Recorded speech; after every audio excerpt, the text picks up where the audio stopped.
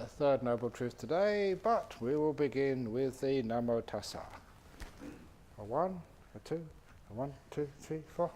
Namo Tassa Bhagavato Arahato Samma Sambuddhassa.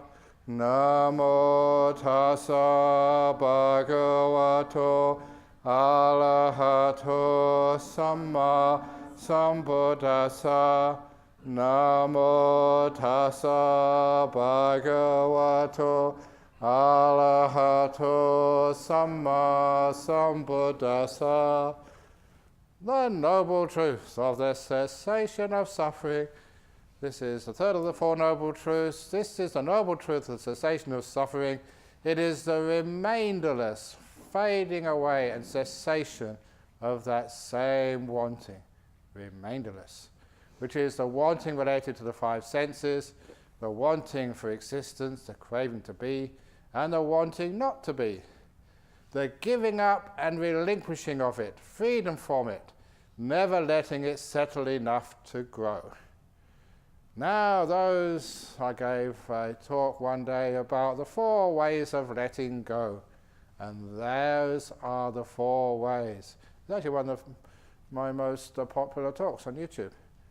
The giving up of it, so you just give things up, throw things away, see how much you can abandon. Just like when you eventually leave this place, imagine how much stuff you carry back.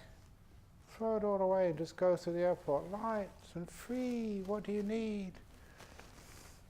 And the relinquishing of, actually the giving up is called chaga. It is renouncing. Sometimes people think that's just giving donations. It's much more than that. It's like renouncing, giving. You know that sometimes people give these donations, big donations to a temple, and they want their name on the board. That is not donation. That is buying advertising rights for your ego. Eiling Meditation Hall. So really giving up, you give it and no one knows who gave it, where it came from. That's beautiful. The relinquishing of it, see how much you can let go of. And the freedom from it.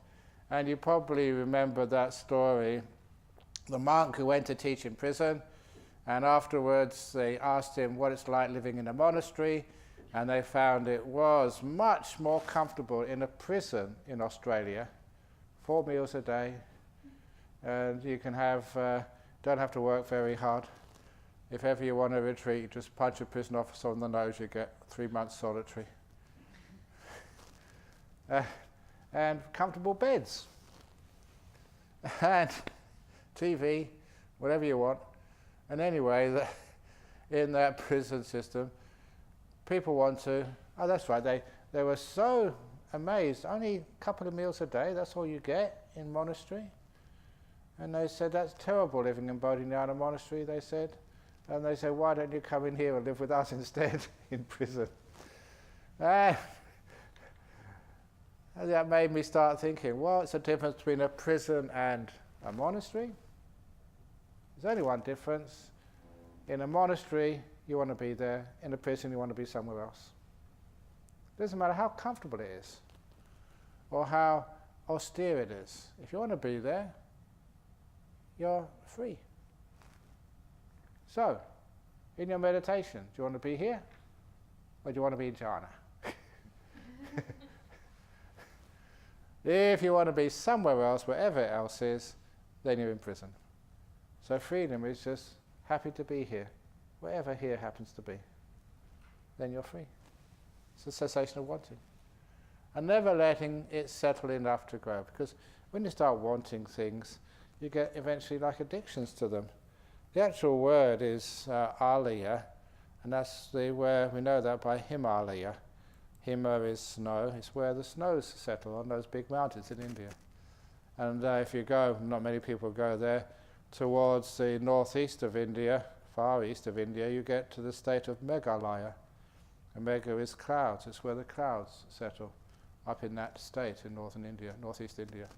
So Alaya is where you find the places where things can settle. So those are the four ways of letting go. You give up chaga, giving up expecting nothing in return. So you give dana, but you don't expect something back in return. You know that once, confession, I received a bottle of Johnny Walker whiskey. You know why? It was hidden in the bottom of a bucket of so many other requisites. Thai people, they'd given lots and lots of toothpaste, soap and stuff in a big bucket. And so received it like you see me do at lunchtime. And I sent it down with the Anagarikas, people in white, and they came back afterwards with a big smirk on their face. Ajahn Brahm, you just received this. The bottle of Johnny Walker. They hid it inside. And the reason they did that, because it was in memory of their father who passed away. And they have this tradition that whatever you give to a monk, then that's what your deceased father or grandfather will get in heaven. So you understand where they're coming from.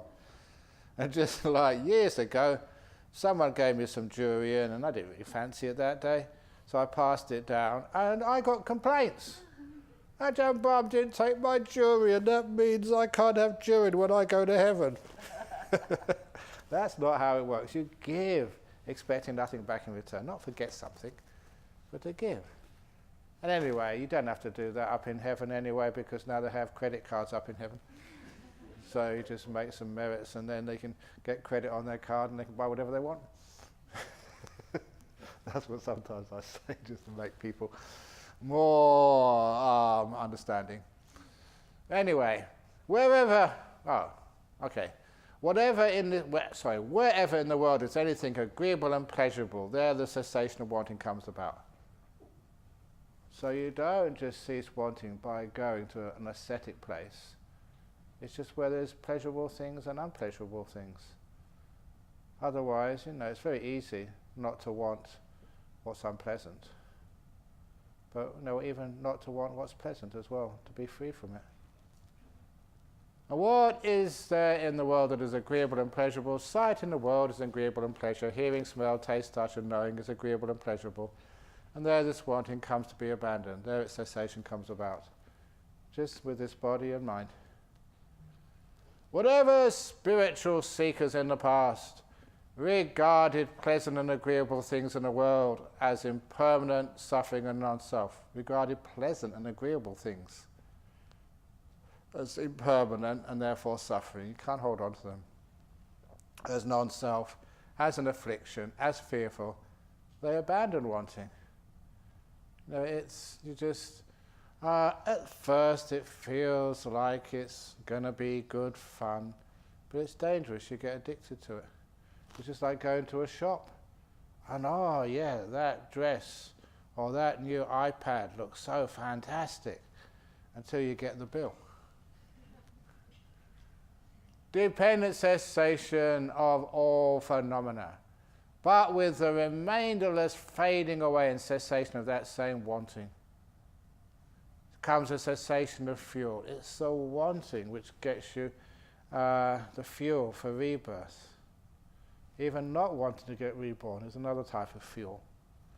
But if you don't want anything, just totally peaceful and still, then there's no cause for rebirth. Cessation of states of existence, cessation of states of existence, cessation of rebirth.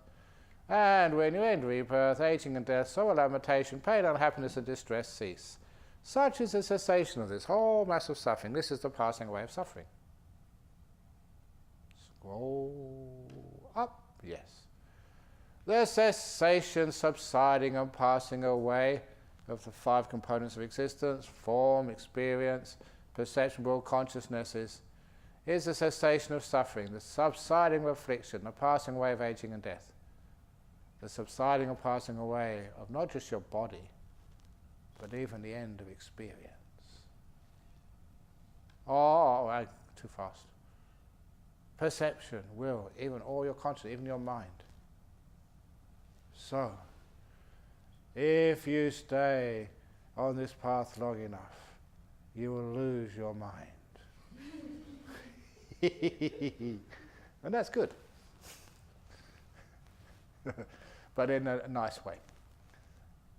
And Nibbana with residue remaining. Okay, so there are two stages of Nibbana. First of all, that when a person sees the Dhamma and abandons the defilements, the wanting and the ill will and the delusion, and they're like a Buddha, they're like a sort of an Arahat, still alive, haven't passed away yet.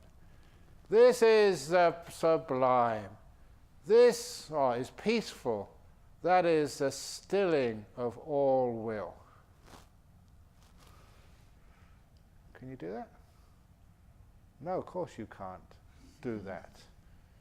When you're doing stuff, it doesn't get still. But when you let go and understand how, you can just leave things be, let it be, and allow everything to become calm and still. The relinquishing of all acquisition, destruction of wanting, fade away, cessation, Nibbana. When excited by wanting, overcome by wanting. When full of aversion, overcome by aversion. When deluded and overcome by delusion. With mind obsessed with these, you intentionally create problems for yourself, for others, or for both. And you experience mental suffering and depression. You all know that. But when wanting, aversion, and delusion are abandoned, you do not intentionally create any problems for yourself, for others, or for both. You don't experience mental suffering and depression. When you want stuff, we always create problems for people, and for ourselves. You don't want anything, you don't create problems.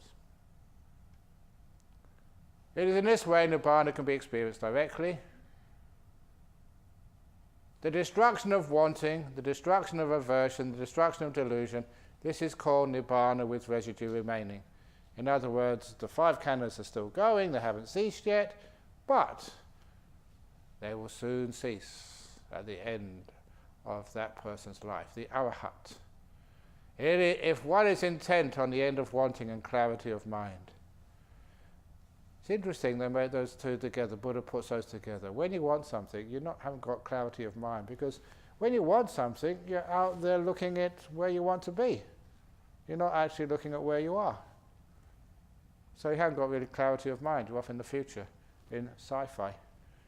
When one sees the arising of any of the 6 senses, one's mind is completely free from wanting.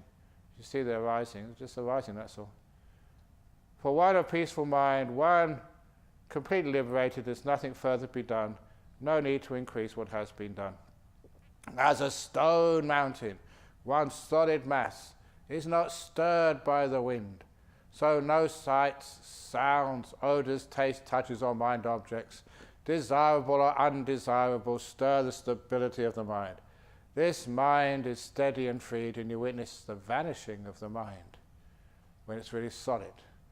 And the story behind that, just to make it interesting for people, because sometimes deep Dhamma can sometimes not be understood well. I was saying this to someone on the way in here. If you understand it, you think, well, that cannot be deep. If it's just really sort of impossible to understand, you think, wow, that's profound. So that's total Gomayang. So there's a wonderful story of that monk in China a long time ago. He said, I want to really go for enlightenment.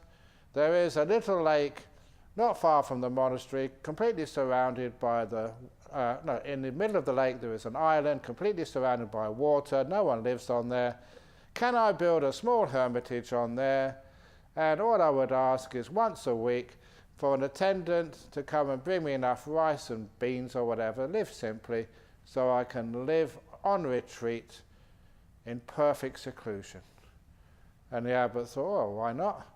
So he built himself a very simple hut in the middle of the lake, and once a week an attendant would row over and bring him supplies. If he needed anything special, then he would write it on a note and the attendant would bring it for him next week. So after 3 years, of perfect seclusion. The monk decided he was enlightened. He was an arahant. So, how can you tell your boss, the abbot, about his great attainment? So when the attendant rode over with the rice and the beans or whatever, he wrote a little note asking for some parchment, a quill, and some ink. He was going to do calligraphy. And the next week, the attendant bought that. I had 1 week to complete the calligraphy, and he meditated, really still, until his mind was completely clear and powerful, which is what you're supposed to do before you write the calligraphy. Let go of everything you've ever been told, and just let the brush flow. And he wrote this wonderful poem in 4 lines, which translated as, "The diligent monk, alone for 3 years, is no longer moved by the 4 worldly winds." And so this is where it actually comes from. When your mind is like a solid mass not stirred by the wind, the easterlies, the westerlies, the southerlies, the northerlies. That is a way of saying that you're enlightened. You're not stirred by anything anymore, like a mass, a stone, a mountain. And having written that in incredibly beautiful calligraphy, he waited for it to dry, rolled it up, and he gave it to the attendant when he next came and said, "Give this to the abbot." 1 week later, he was anticipating the reply from the abbot. Maybe he'd be made an abbot himself. Maybe his scroll would go in the National Museum, because it was amazing calligraphy. And when the attendant came back, it was a scroll that looked just like his.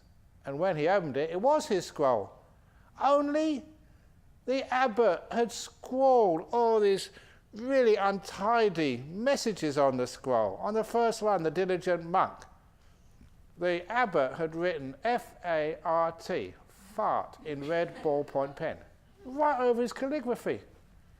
And then the second line, alone for 3 years, another F-A-R-T in capital letters. On the third one, is no longer moved, F-A-R-T underlined. And the last one, by the 4 worldly winds, F-A-R-T triple underline and 3 exclamation marks afterwards. And that was just too much. I mean, some of these monks just, number one, they're just so coarse. Their speech, like Ajahn Brahm, always using the S-H-I-T word, and they just have no sense, of artistic work, and also they just cannot understand when someone gets enlightened, just probably this arrogant old abbot, totally just coarse and unrefined. How could he do this? So the monk just called the attendant who was just rowing off, "Come back, you've got to take me to that abbot." So he rowed the hermit monk over to the abbot. The hermit monk just stormed into the room, slammed the scroll on a piece of paper, and says, "Abbot, explain these actions." And very calmly, the abbot unfurled the scroll, stood up, and read out the poem. The diligent monk, alone for 3 years, is no longer moved by the 4 worldly winds. Yet, monk, 4 little farts have blown you clean across the lake. And the monk, not enlightened after all. So that's where that story comes from. You can say anything to an arahant, they just sit there and do nothing. Anyway, and one who has considered all the contrasts in this world. We're not saying this morning about measurements. And is no more disturbed by anything, whatever in this world. The peaceful one, freed from rage, from frustration, which is not getting what you want, and from wanting, the stream of consciousness will not be reborn. And Mara asked, This is, I haven't got the quote there, this is the Bhikkhuni, Vajira. By whom has this being been created? Where is the maker of this being? Where has this being arisen? Where does this being cease? And the Bhikkhuni Arahat Vajira replies, this is someone enlightened with something remaining. She could still speak, the body was still active. Why now do you assume a being? Mara, is that your wrong view? This is just a heap of sankharas, things which have been conditioned, causes and effect. Here no being is found. Just as with coming together of parts, the word vehicle is used. And you all know that in the original it's called chariot. We don't ride in chariots these days. We ride in A380s, in Mercedes, or if you're poor, skateboards. So when the 5 components of existence exist, well, then there is a conventional term of being. But it is only dukkha, suffering, that comes to be. It is dukkha that stands and dukkha that passes away, falls away. Nothing but dukkha comes to be, nothing but dukkha ceases. Now that is the experience of an arahat. And based on that, well, I'll just give away all my tricks now. You know that sometimes people say that, oh, they understand the Dhamma? And one of my trick questions is, okay, I'm giving it all away now, so anyway. I asked them, does an arahat suffer? Does an arahat, enlightened being, experience dukkha? And some people say, no, they're enlightened, they're free from suffering. I say, you haven't understood, have you? So, of course an arahat experiences suffering. Dukkha arising, dukkha persisting, dukkha passing away. So, what is the difference? I'll say it somewhere around here later on. It is the Therigatha. They compare it to once you become an arahat, it's like a workman or workwoman waiting for their wages. You've done the job, but you haven't got the check yet. But the check's going to come. And the check comes at parinirvana, when all the five khandhas cease. Anyway, that's what it feels like to be an arahat. Suffering arising, suffering persisting, suffering ceasing. It's always like that, but the arahats are honest about it. An arahat understands the 6 senses, sight, hearing, smell, taste, touch, and the mind will cease completely and totally without remainder. And no other senses will arise anywhere in any way. This is another way one knows that there is nothing more to be done, an arahat. That's a samyutta. The 6 senses, sight, hearing, smell, taste, touch, and even the mind will disappear, cease completely and totally, without remainder, and no other senses will arise anywhere in any way. I think that's word for word Bhikkhu Bodhi's translation. Okay, next one. Okay, before we go any further, any more questions about the arahat, the cessation of suffering?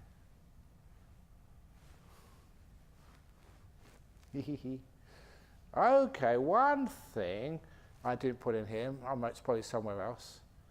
How do you know if a person is an arahat? You will never know if a person is an arahat. You only know when they're not.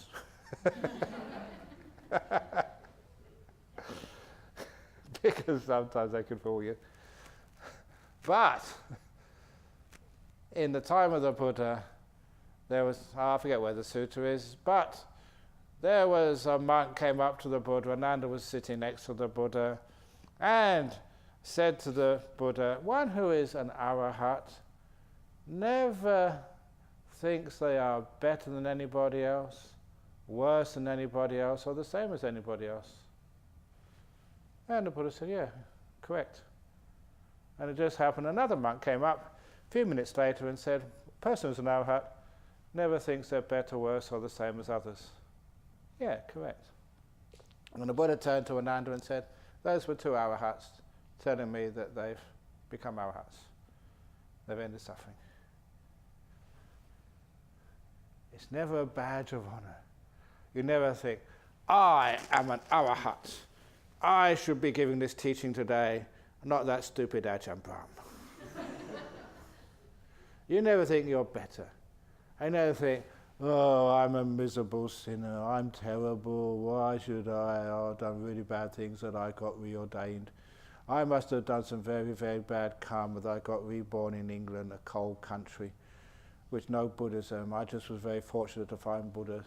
It would be much better if I was born in a Buddhist country. No, you never think you're worse, and you never think you're the same.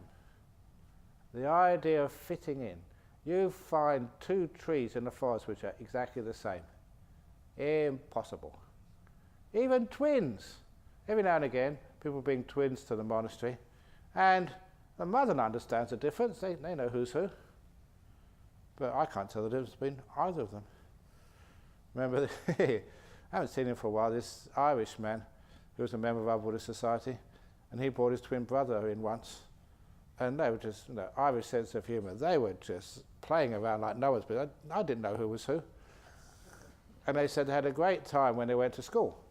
Because one day, only one of them would go to school, and the other one would just play around. And the teacher didn't know which one to punish, so they couldn't punish either of them. And they really played that up so badly. Scallywags. And anyway, the noble truth of the way leads to the cessation of suffering. There are here we go. Woohoo. There are 2 extremes that should be avoided. The pursuit of happiness through the 5 senses, which is low, hina. That is hinayana. Secular. The word is gamma. It belongs to the village, belongs to the world. So I know there's a big thing about secular Buddhism. And sometimes what is secular Buddhism? It's not monastic, no renunciation. It is actually just with the pleasures of the senses. The way of worldlings, ignoble and beneficial. And the alternative to that, the other extreme, is the pursuit of practices that fatigue the body and mind, which is painful, ignoble and beneficial. That is an accurate translation of Atta Gilamata Nu Yoga. The ascetic practices. The word kilamata actually means tiring, fatiguing. And I'm very happy to put that in there and to stress that, because sometimes people feel that to get enlightened you have to sit on the floor. Okay, sitting on the chairs for namby-pamby queen puffs, you've got no chance of getting enlightened. You just got no commitment. And that is totally against the Buddha's teachings. You look after the body, care for it. Not indulging it, but finding that middle way. And I think, remember Chi Wei, when we were designing this place, that some people said, oh, we can't afford to have en-suites in every room. And I stood my ground there. Said, no, we'll find some money, because I don't give the donations, so pressed other people to do that. But it worked. Having your own ensuite, your own toilet, making it comfortable so you're not fatigued. If you're sick, you can go and meditate in your own rooms. Because this was coming directly from my understanding of the middle way. Don't fatigue the body. Keep it comfortable. Enough cushions. No food. If you are really sick, you're taking antibiotics or something, or you've got some stomach complaint, yeah, you can take something in the evening, as long as it's not sort of indulgent. So without going to either of these extremes, the Buddha has awakened to the middle way, which gives rise to vision, to wisdom, which leads to peace. It's so difficult if you're aching, in pain, sick, really uncomfortable, to get peace. Without peace is no direct understanding, enlightenment or nibbana. Okay, scroll. It is this noble eightfold path. Now, a couple of Translations here which aren't common. Right view, cannot improve upon that one. Right motivation instead of right thought. I spent all this morning just downplaying the importance of thought. And if I came along here and said the second factor of the right Eightfold Path is right thought, then I'll be a great hypocrite. It's not thought. It's motivation. It's where you're coming from. And I'll emphasize that later on. Right speech, action, livelihood. Can't get better than that. Right endeavor, not right striving. Striving, again, makes one tense. It gives rise to pain and fatigue. Right mindfulness, brilliant, can't improve upon that. And right stillness. And for goodness sake, if anything you argue with, don't argue with that. Right concentration has caused so much problems with meditators. Concentration, force, and they just get very, very tense and have a very unpleasant state sometimes. The stillness, peace, and that's what samadhi means. And for those of you who haven't heard me say this before, there was Jun Pan. She was a professor, was at Stanford, who came here. Used to come here for the rains retreats for a while. And when she heard me saying this, she checked in the Chinese versions, the agamas, samadhi. And she said, well, that's what it says in the Chinese translations. Samadhi is never translated as concentration, it's always stillness. And that is the Eightfold Path. Now, before I go further, you can see that there is a progression there. When you have right view, then the motivation becomes correct. You find later on right motivation is making peace, being kind, being gentle. The three sankappas. And you know it's motivation because it's where it's coming from. You're coming from the idea of renouncing, letting go, from kindness, from gentleness. And you do that because your view, you understand the plan. And because you have renouncing, being kind, being gentle, of course all your actions will be in accordance with that. You're gentle, kind, not to get things, but to let go of things. So, there's no stealing or lying, and there's it's giving up stuff. And then right speech, action, livelihood come into mind, and right endeavor. Motivation is the action where it's coming from. The endeavor is where it's going to. Where it's trying to get to. So, and the right endeavor is basically weakening what we call the 5 hindrances. So the 5 hindrances are what stop you being mindful. Sometime I'll talk more about mindfulness, or maybe tomorrow might be a good time. Mindfulness is such a common word that hardly anyone really understands it. Sometimes everyone is mindful, even a drunk is mindful. They find their way home somewhere, somehow. So they have some awareness, only it's very, very, very small awareness. And that now you are reasonably aware. But there are times when you have really powerful meditation, you are super aware. And that sign of that is, you can see so much just in the bamboo floor in front of you. So many different colors. So it's like everything is enhanced, even sometimes fluorescent. You see so deeply into things. Your mindfulness is powerful. Like the difference between just finding a way with a little candle, having an ordinary flashlight, and having a huge searchlight in front of you, which illuminates everything. So eventually the right mindfulness is weakened by the hindrances. Now the mindfulness becomes incredibly strong, and it makes the mind very still. You just look at a piece of bamboo for half an hour not moving. Not because you force yourself, It's so interesting. Anyway, that'll come later on. Then is the middle way awakened by the Buddha, which gives rise to vision, to wisdom, leads to peace, direct understanding, to enlightenment, nirvana. The pursuit of pleasure that is linked to the five senses, low, secular, coarse, ignoble, unbeneficial, is a state beset by suffering, frustration, despair, and fever. It is the wrong way. Yeah, I mean, you can go and search for happiness and for pleasure, but it's so frustrating sometimes. You almost get there, but then you don't manage to reach the destination. It's disappointing. It's not what you expect, what the brochures say. I remember just seeing once I was being invited to New Zealand, the southern island, to teach them Dhamma, and then my host at the time said, let's go. They're having a hike up in the mountains. And they called it tramping in New Zealand, only for a couple of days. And so I thought, yeah, I'm into that. And I looked at the brochures, and it was idyllic. Beautiful mountains and forests, and little waterfalls and lakes, and nice cabin high in the mountains.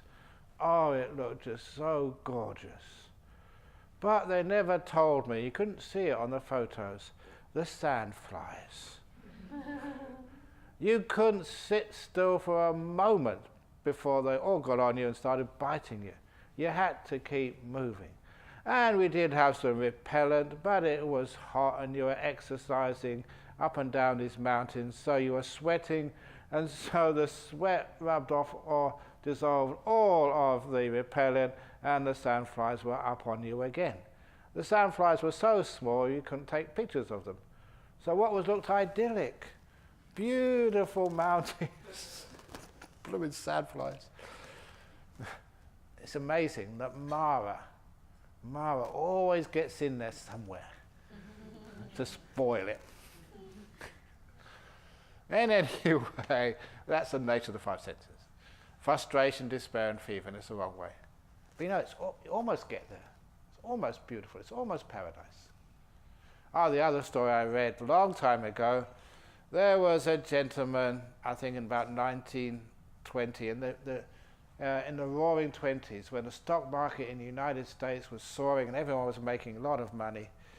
And this fellow, instead of partying, he just cashed in all his money and said, why do I have to live in the United States? I have the whole world.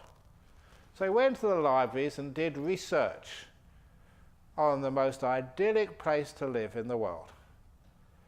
The nice climate, plenty of food, stable society, where he could live in paradise to the end of his life. And so he looked on the maps, he researched in all of the libraries, and he came across this idyllic island in the Pacific, in the Solomon Island group, which no one had ever heard of before. It was called Guadalcanal. And he built a beautiful home there, idyllic peace, until the Second World War started. And 2 major battles happened in his idyllic, peaceful paradise. He happened to survive, fortunately. But he tried to find the most peaceful place in the whole world. And it happened to be a battleground. No one could predict that. That's a problem, Mara. You try and find paradise, do all your research, and something always goes wrong. Anyway, pursuit of pleasure that is linked to the five senses is the wrong way. And disengagement from the pursuit of pleasure that is linked to the five senses. Remember I mentioned this morning about engagement into the movie? You get pulled in to it. You disengage, stand back. It's only just aches and pains, that's all. It's only like a cancer, it's only somebody dying. Just disengage, it's part of life. Just stand up on a mountain, you just watch all this stuff coming and going. But you're not actually inside of it, you're not involved in it. You're just detached. But detached, I prefer disengaged. From the pursuit of pleasure that is linked to the five senses, low, secular, coarse, ignoble, and unbeneficial. It's a state without suffering, frustration, despair, and fever. It is the right way. So, a person watches a movie, like I remember I did once, Armageddon. without the, because this big screen came right down in front of me on the aircraft, and without the headphones. If you really want fun, you can watch the movie without the headphones. You can't get engaged without the headphones because the headphones always make this music. Whenever it's a love scene, violins start going. It's always violins. Whenever there is a, an anxious boom, boom, boom, boom, they have the, the drums, very heavy beat, very fast. Without all of that, it's just absolutely ridiculous.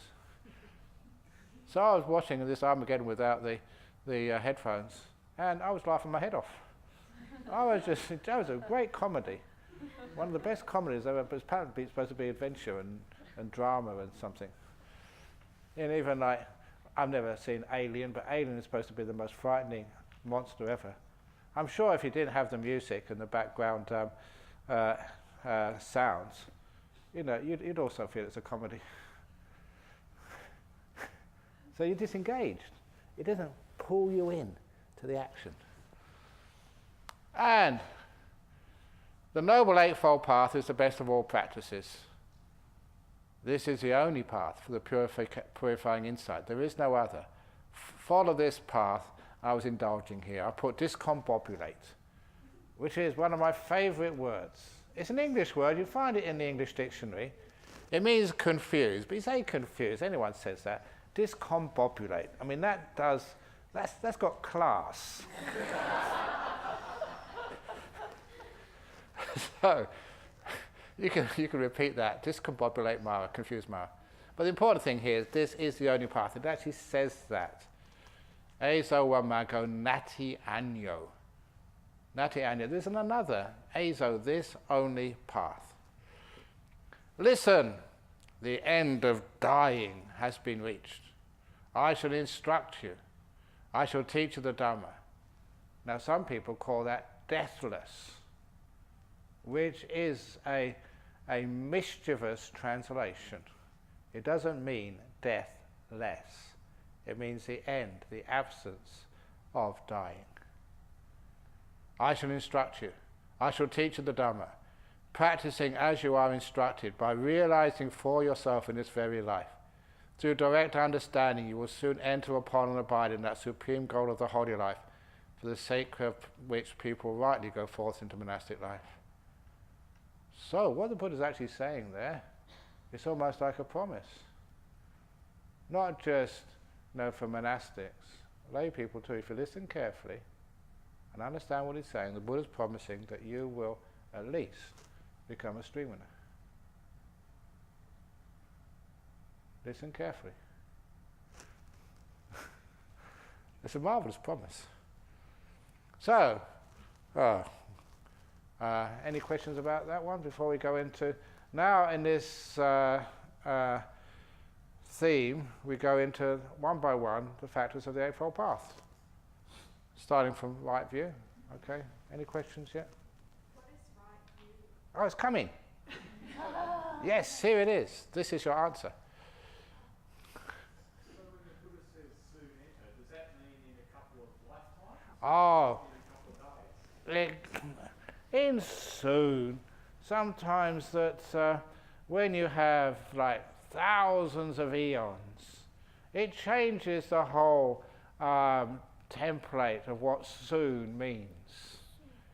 If you've only got 9 days on this retreat, then soon can't come soon enough. But when you look in terms of lifetimes, thousands of years, or like the age of the universe, what is it? I think about 200 or 300,000 million years. So what's a couple of days? What's 10 days? And that's just one universe, and there's been millions, uncountable universe cycles. So an example of what is soon, there is one place where Anuruddha, who was a chief disciple of the Buddha, very well known, and he was a cousin of the Buddha, great meditation. And actually he does, in his little poem in the Theragatha, he actually does tell you how long it took him to become a stream winner. 17 years. for Anuruddha. Was it 17? Was that the right number? Something around that. So that was considered soon. So sometimes different time scales. People these days are in such a rush.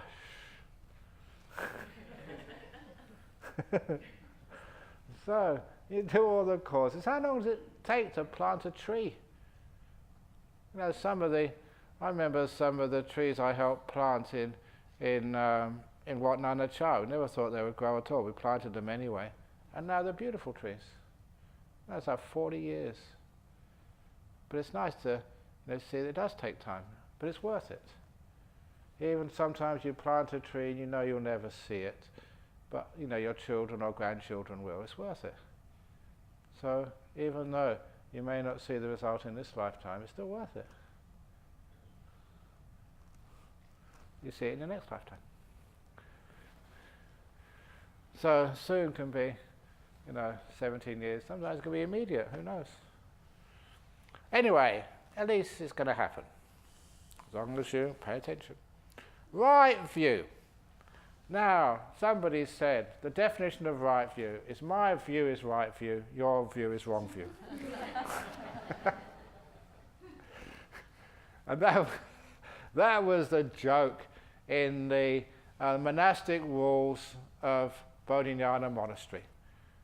Rule number 1, the abbot, which is me, is always right. That's rule number 1. Rule number 2, if the abbot is wrong, go back to rule number 1.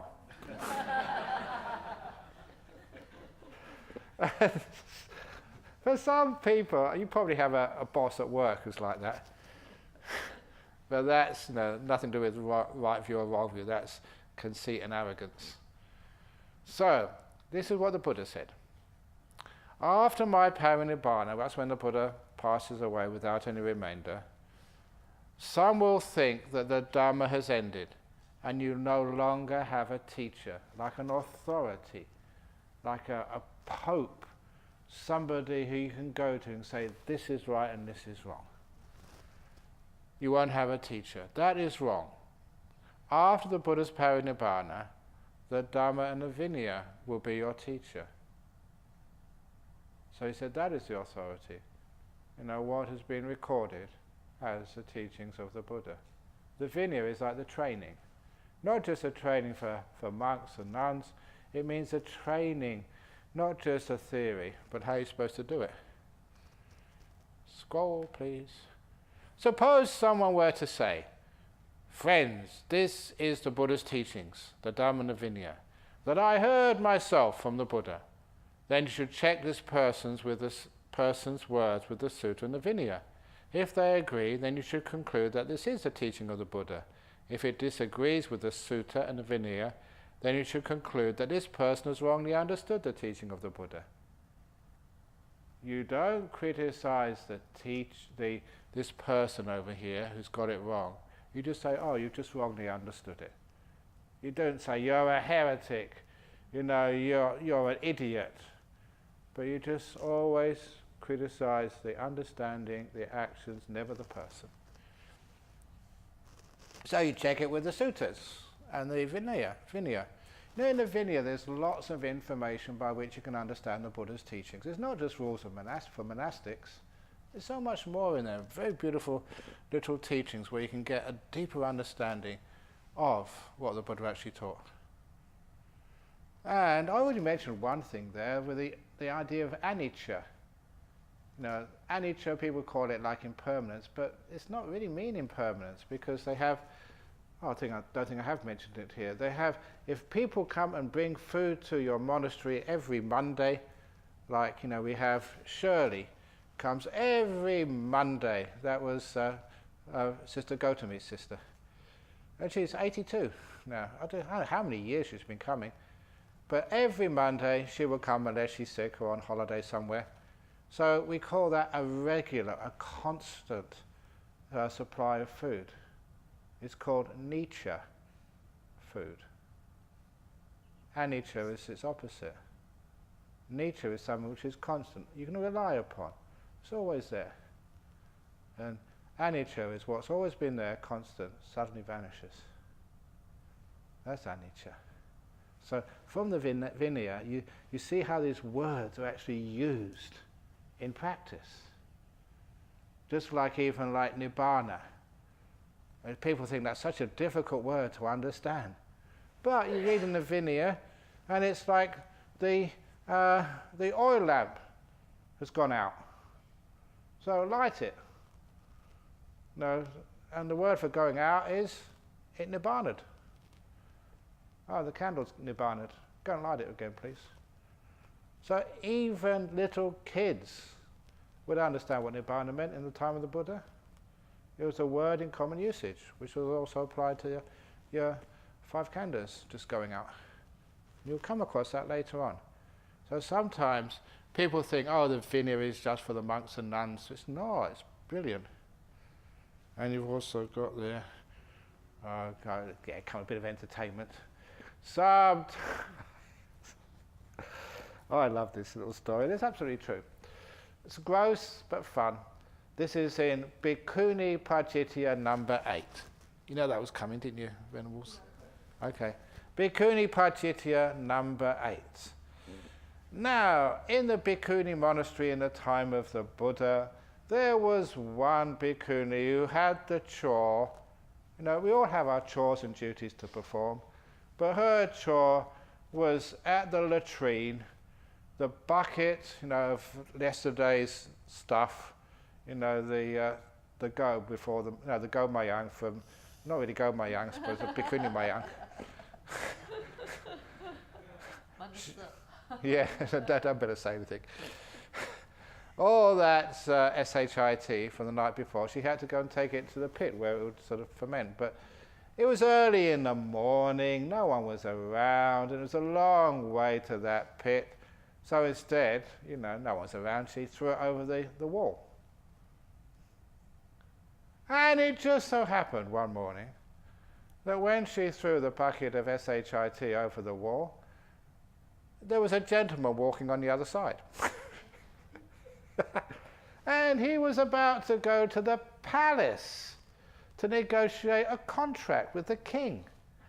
Now, when you go to the palace, you wear your best clothes, nicely groomed, thinking about the business deal he was going to get, and a bucket of shit all over his head, and his clothes as well.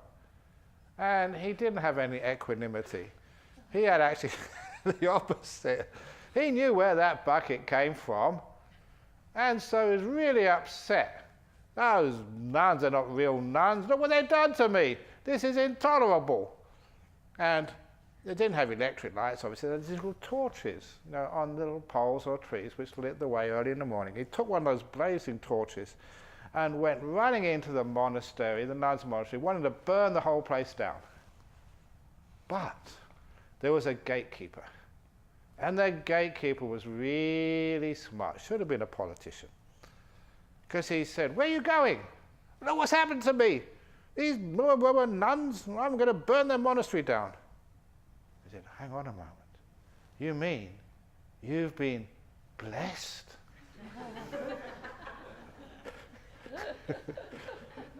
Now, many people ask for holy water, but this is something much better and more powerful than that. This actually comes from holy nuns. You are just so lucky. And he said, really? He said, yeah, look, listen. Don't burn the monastery down. Go back home, get washed, and get sort of changed. Go back to the palace. You're going to get good luck today. And he believed that. He went back, got changed, washed, you know, and went back to the palace. And the king gave him a really lucrative contract. And so, you know what business people do? They have their little meetings and breakfasts. And the word got around. If you want to do well in business, forget about chanting or holy water or little medallions. Go and get the real thing.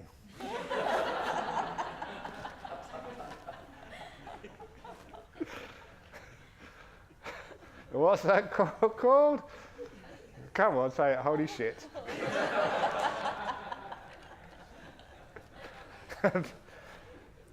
And then Of course, that got around to the Buddha eventually, so the Buddha called the nuns over and said, "You're really lucky that you had a gatekeeper who, could, sell water by the river, sell ice cream to Eskimos. So you are just so lucky." But then he said, "I will now make a rule." So the 8th Pajitya rule for nuns is any nun who throws a bucket of shit over the monastery wall has an offence of Pajitya. You're not allowed to do that. That's one of the rules which I'm sure you remember. Venerable, have you broken that one yet? Not lately. So sometimes people think that there's no humour in Buddhism, but when I tell that, so you have a look at it, it's there. 8th Pajitya of the Bhikkhuni Patimokkha. Anyway, where were we? Okay. Only for the nuns? No, well, you can do that, but be careful. No. Because yours will not be blessed. It's not in the monks. No, it's in the monks. The monks wouldn't do that because the monks' stuff hasn't got as much power.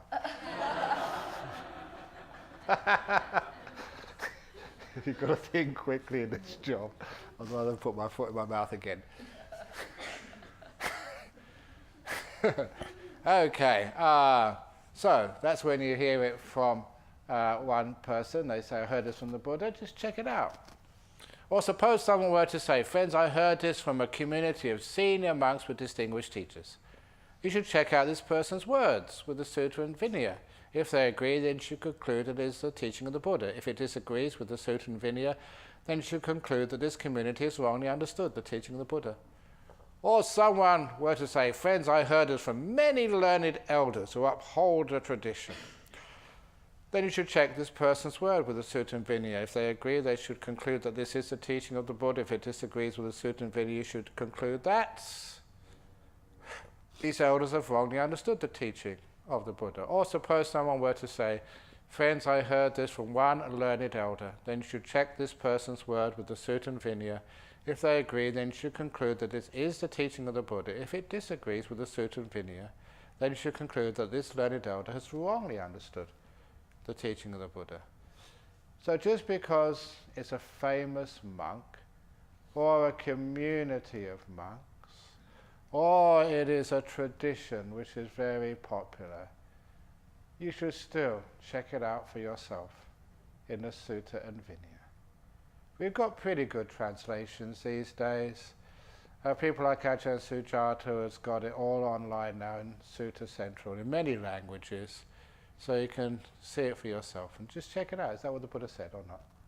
But of course, you have to have some care, because when you look at the teaching of the Buddha, Sutta and Vinaya, you see translations. Even this translation here, which is my translation, and people will say, "I disagree with that translation." Fine, go back to the Pali, because that's what the Buddha taught. The Buddha never said what now is wrong view.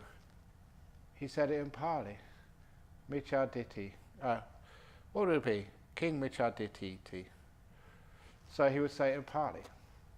That's why it is helpful to learn Pali, if you can, if you've got that sort of brain, because then actually you get much closer to what the Buddha actually said. Okay, wrong view. That is coming tomorrow. Today, we've just had right view. I'll quit while I'm ahead. It's 5 o'clock. Sadhu, sadhu, sadhu.